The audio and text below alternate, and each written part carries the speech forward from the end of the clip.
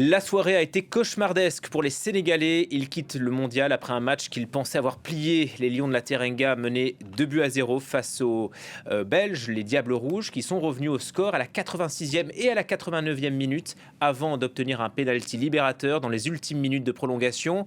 Elimane Dao, vous êtes en direct de Dakar. Bonjour à vous. On imagine que la défaite est jugée comme très injuste par les Sénégalais. Écoutez, oui, défaite très injuste et beaucoup de déceptions ici au Sénégal. J'ai suivi le match dans une fan zone où les supporters sénégalais étaient euphoriques au vu de la tournure du match avec ces 2 buts inscrits par les joueurs sénégalais. Et tout s'est effondré dans les dernières minutes, dans les 10 dernières minutes. L'équipe du Sénégal n'a pas pu tenir cette avance jusqu'à la fin de ce match. Les réactions sont nombreuses depuis cette défaite.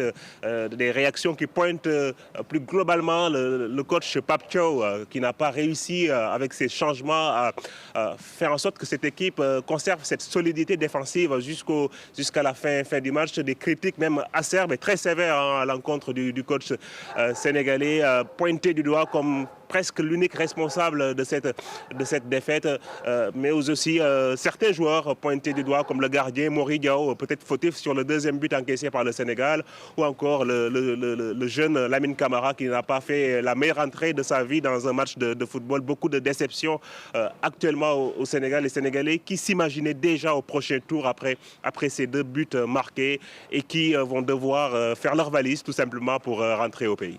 Voilà, vous parliez de certains joueurs et puis Pape Gueye, lui, claque la porte carrément des Lions. Il se met en retrait, le joueur.